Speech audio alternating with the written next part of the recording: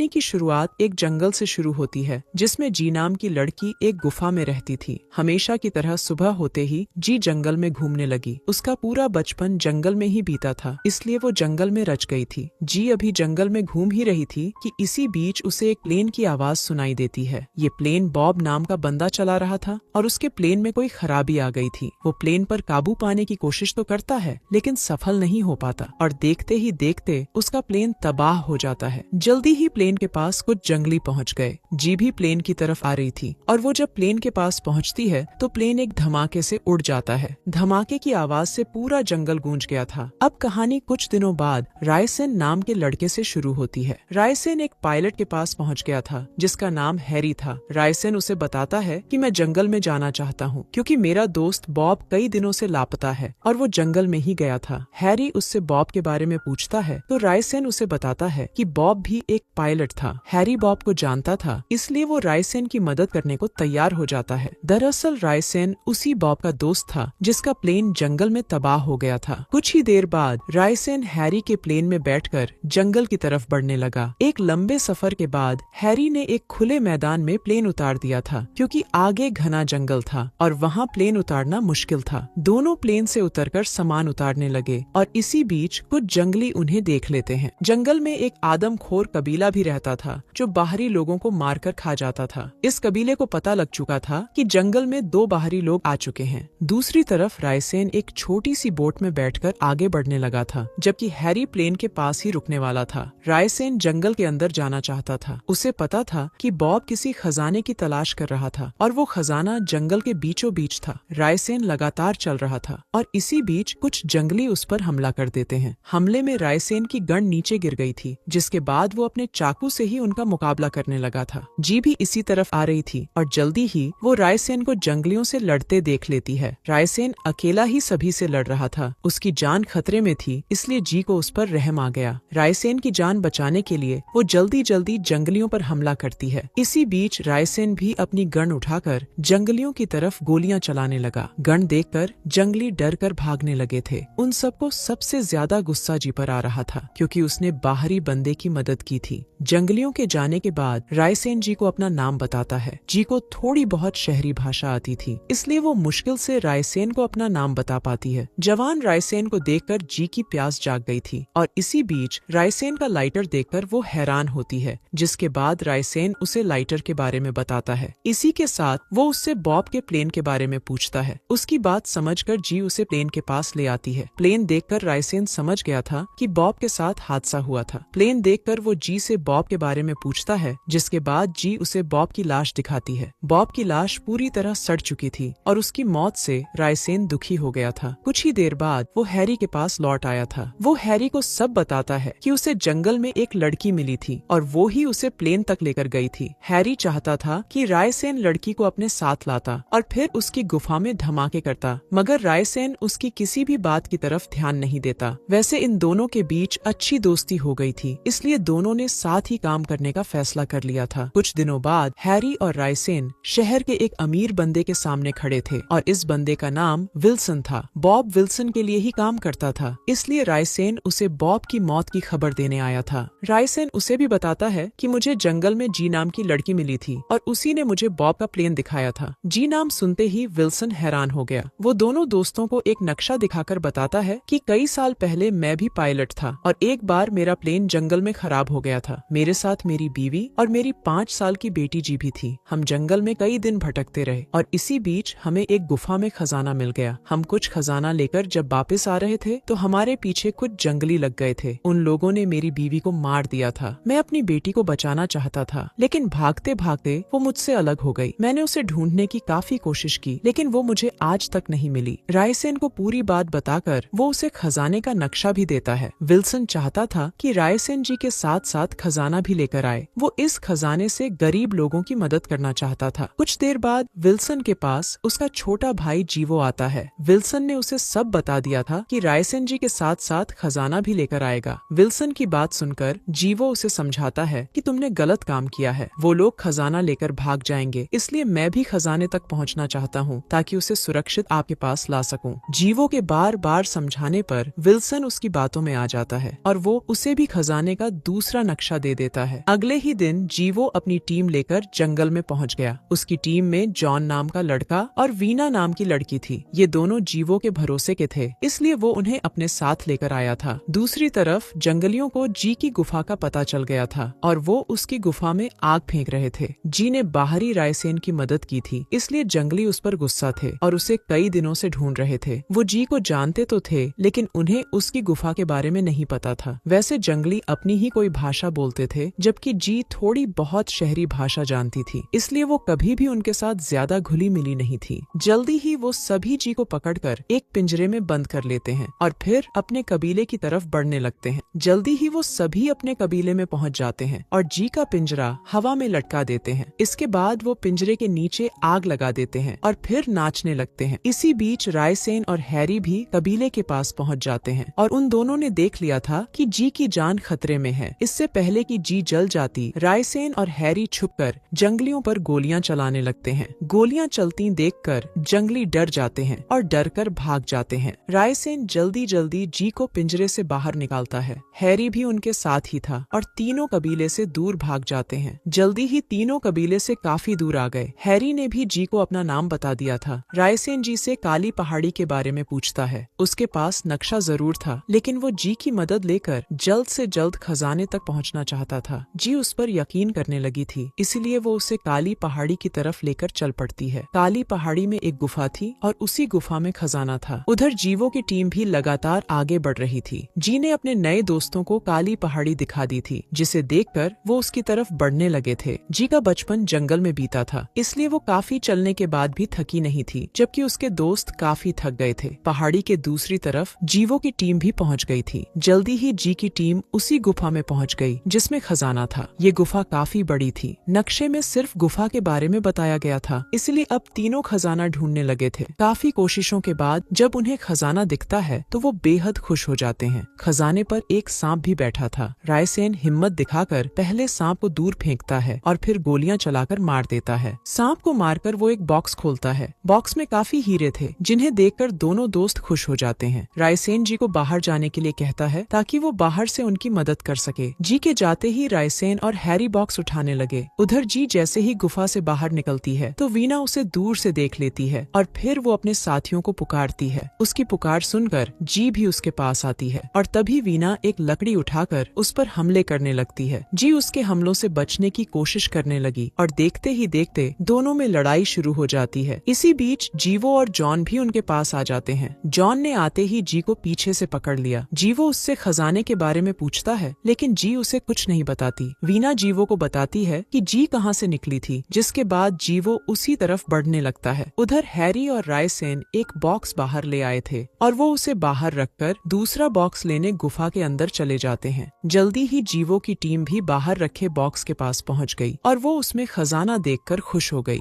जीवो अभी एक बॉक्स ही ले जाना चाहता था, इसलिए वो जी को छोड़ देता है और वो जल्दी जल्दी रायसेन के पास आ जाती है। इसके बाद जीवो गुफा के दरवाजे पर धमाके का इंतजाम करता है ताकि जी की टीम अंदर ही मर जाए। अब जैसे ही धमाका होता है तो जी की टीम अंदर ही फंस जाती है। बाहर जीवो जैसे ही खजाना उठाने लगा तो जॉन उस पर हमला कर देता है। क्योंकि साले जॉन के मन में लालच आ गया था, इसलिए उस साले ने जीवो को धोखा दिया था। वो जब खजाना लेकर जाने लगता है तो जीवो उठकर उसे अपनी गन से मार देता है। दूसरी तरफ जी की टीम उसकी मदद लेकर गुफा से बाहर आ गई थी। उधर जीवो और वीना खजाना लेकर बोट में जा रहे थे, लेकिन इन दोनों के पीछे जंगली लग जाते हैं और भागते भागते साले एक झरने में गिरकर मर जाते हैं। वैसे जीवो अपने भाई को धोखा देकर खजाना पाना चाहता था। जी को तो वो कुछ नहीं मानता था। कुछ दिनों बाद रायसेन जी को लेकर विल्सन के पास पहुंच गया, लेकिन जी को शहर का माहौल पसंद नहीं आता, इसलिए वो वापस जंगल में आ जाती है। खजाना आज भी जंगल में ही कहीं पड़ा था और इसी के साथ इस कहानी का यही अंत हो